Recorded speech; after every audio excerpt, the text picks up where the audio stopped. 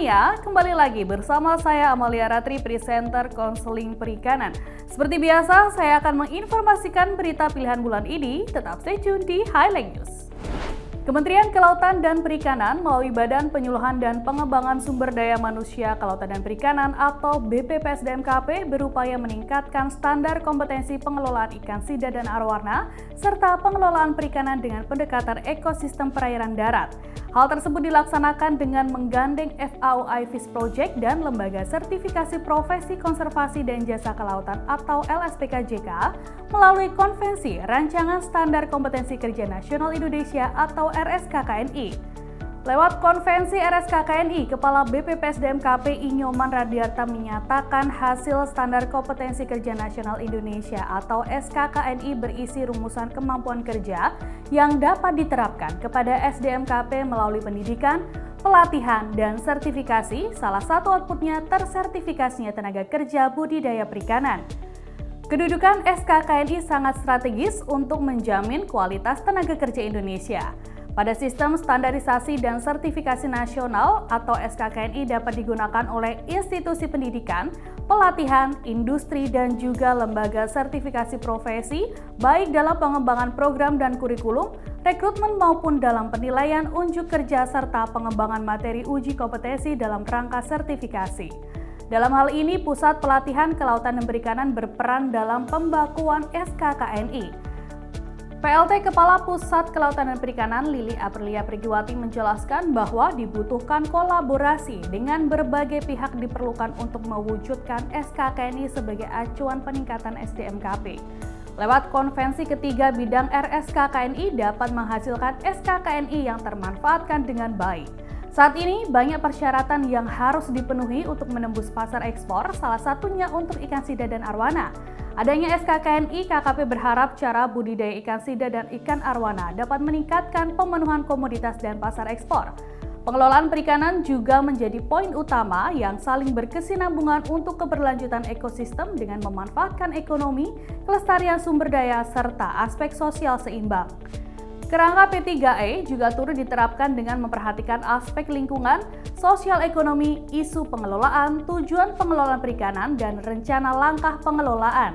SKKNI akan ditetapkan Kementerian Ketenagakerjaan sehingga upaya pemerintah dalam tingkatkan kualitas tenaga kerja bertumpu pada 3 pilar utama, yakni standar kompetensi kerja, pelatihan berbasis kompetensi, dan sertifikasi kompetensi oleh lembaga independen. Rancangan 3 SKKNI ke depannya akan digunakan sebagai acuan dalam penyusunan perangkat lunak berupa struktur kurikulum, program pelatihan, modul untuk kegiatan pelatihan, serta materi uji kompetensi untuk kegiatan sertifikasi kompetensi. Sebagai salah satu upaya untuk mengkualifikasi profesi pada ketiga bidang SKKNI, juga akan disusun kerangka kualifikasi nasional Indonesia yang ditetapkan oleh KKP untuk meningkatkan kapasitas sumber daya manusia kelautan dan perikanan agar memperoleh acuan secara nasional. Sehingga keberterimaan TKI di negara lain yang telah melakukan Mutual Recognition Agreement dengan Indonesia dapat terjamin mutu dan kualitasnya sesuai dengan standar. Konvensi RSKKNI terlaksana pada akhir April 2024 dengan total 110 peserta luring terdiri dari tim perumus, tim verifikasi, tim pembahas, perwakilan berbagai lembaga dan stakeholder. Terdapat juga 170 peserta daring yang merupakan pengguna tenaga kerja, lembaga sertifikasi profesi, asosiasi profesi, asosiasi industri jasa kelautan, pemerintah, lembaga diklat, dan pakar atau praktisi yang memanfaatkan SKKNI secara langsung. KKP berupaya tingkatkan pelayanan publik di lingkup KKP dengan mengacu pada Permen KP nomor 15 tahun 2021 tentang pelayanan publik di lingkungan KKP. Guna mengimplementasikan hal tersebut, BPPSDMKP melalui Puslat KP turut melaksanakan evaluasi penyelenggaraan pelayanan publik pada 29 April 2024. Kegiatan tersebut difasilitasi oleh Balai Pelatihan dan Penyuluhan Perikanan Tegal dengan tujuan untuk meningkatkan pelayanan publik kepada masyarakat, khususnya masyarakat di bidang kelautan dan perikanan. Terlaksananya forum komunikasi publik ini mengacu pada surat edaran yang telah ditetapkan oleh Menteri Pendayagunaan Aparatur Negara dan Reformasi Birokrasi nomor 19 tahun 2022 tentang penyelenggaraan forum konsultasi publik di lingkup instansi pemerintah. Kepala BPPSDM-KP Inyoman Radiarta mengatakan terdapat 3 hal yang perlu dipersiapkan dalam pelayanan publik, yaitu sistem, fasilitas, dan sumber daya manusia. Menurutnya, sistem dibangun melalui inovasi berbasis pada peningkatan pelayanan yang mudah diakses oleh publik dan dipahami oleh semua pegawai, sehingga diperlukan media sosialisasi kepada semua stakeholder yang terstandar dalam standar operasional prosedur atau SOP yang telah ditentukan. Pada kegiatan ini turut hadir pegawai lingkup KKP, dosen Politeknik AUP Kampus Tegal, Kepala Dinas Kelautan Perikanan dan Pangan Tegal, Kepala Dinas Perikanan Kabupaten Tegal, Kepala Satker PSDKP Wilayah Tegal, Kepala Pelabuhan Perikanan Pantai Tegal Sari Kota Tegal, serta stakeholder terkait. Hal ini sebagai langkah BP3 Tegal menjalin sinergitas dan saling berkolaborasi dengan berbagai pihak dalam peningkatan pelayanan publik. PLT Kepala Puslat KP, Lili Aprilia Prigiwati menyampaikan pelayanan publik yang prima dapat memudahkan akses informasi yang cepat dan tepat, sehingga dapat mengetahui segala informasi dengan mudah. Peningkatan pelayanan publik dapat dinilai dari hasil pengukuran tingkat kepuasan masyarakat dalam memperoleh pelayanan publik dari aparatur pelayanan publik. Melalui kegiatan Forum Komunikasi Publik dapat membangun pelayanan publik yang lebih baik sehingga pelayanan publik yang ada di BP3 Tegal menjadi pelayanan yang terbaik. Pelayanan publik yang ada di BP3 Tegal meliputi uji profesi berupa uji kompetensi pada tempat uji kompetensi, ujian upgrading SKK 30 atau 60 mil, ahli nautika kapal perikanan dan ahli teknika kapal perikanan tingkat 1 hingga 3. Selain itu, juga terdapat pelayanan berupa pendidikan dan pelatihan teknis tingkat dasar bagi awak kapal perikanan dan masyarakat, serta pendidikan dan pelatihan teknis tingkat menengah berupa pelatihan pemasaran. Adanya pelatihan ini disambut baik oleh salah satu peserta pelatihan, Samsul yang merupakan peserta dari PT RNT Utama Indonesia. Pihaknya menyampaikan melalui Forum Komunikasi Publik dapat menjaring masukan dari pengguna layanan publik di BP3 Tegal. Sebagai informasi, kegiatan Forum Komunikasi Publik dilaksanakan untuk mendorong pengelolaan pengaduan pada instansi pemerintah dapat diproses secara cepat, efektif, efisien, transparan, dan akuntabel. Kedepannya dapat meningkatkan kualitas pelayanan kepada masyarakat, mengoptimalkan sumber daya pelayanan publik hingga mewujudkan pelayanan publik yang lebih prima.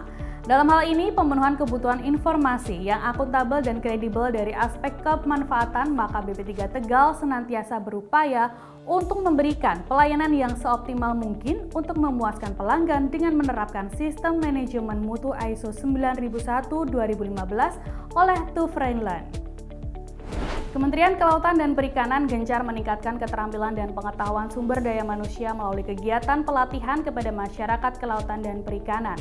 BPPSDM-KP melalui Pusat Pelatihan Kelautan dan Perikanan menggelar beberapa kegiatan pelatihan pada periode April 2024 berupa pelatihan di bidang konservasi, transplantasi, hingga olahan makanan berbahan dasar ikan. Kegiatan pelatihan ini difasilitasi oleh unit pelaksana teknis di bawah Puslat KP.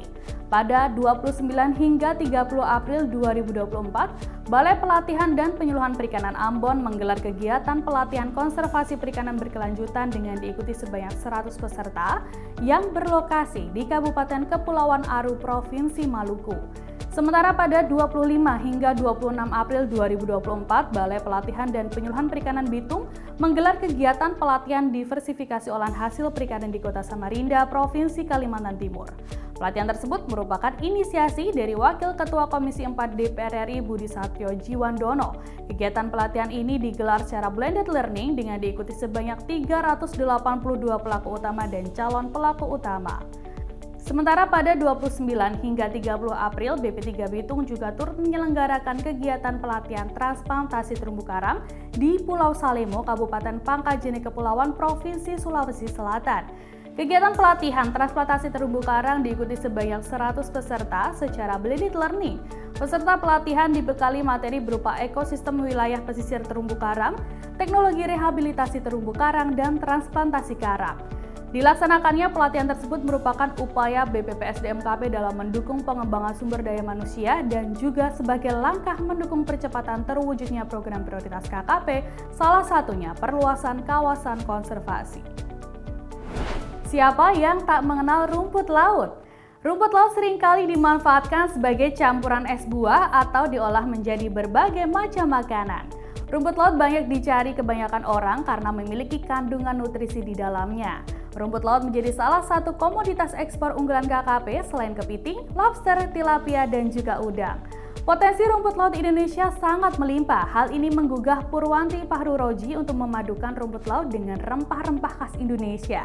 Melalui Pusat Pelatihan Mandiri Kelautan dan Perikanan atau P2MKP Dapur Rumput Laut, Purwanti yang kerap disapa Wanti ini mengolah rumput laut menjadi jamu yang kaya akan manfaat bagi kesehatan. Ia memadupadankan rumput laut dengan jamu berisi jahe, lengkuas, kapulaga, kayu manis, kunyit, pala, serta rempah lainnya. Hasil minuman buatannya mampu ia produksi dan diminati banyak kalangan hingga masyarakat mancanegara. Harganya pun cukup terjangkau, hanya Rp50.000 saja sudah bisa menikmati wedang jamu rumput laut yang dapat menyembuhkan beragam penyakit. Purwanti tidak hanya menjual hasil olahannya saja, namun ia juga menerima para masyarakat kelautan dan perikanan atau pelaku usaha pemula yang ingin belajar praktik langsung di dapur rumput laut. Nah itu dia Minamania, highlight news yang telah dirangkum oleh tim konseling perikanan. Nantikan informasi menarik tentang kelautan dan perikanan lainnya. Jangan lupa untuk selalu like, komen, share, subscribe, dan nyalakan tombol notifikasinya. Sampai jumpa di episode selanjutnya.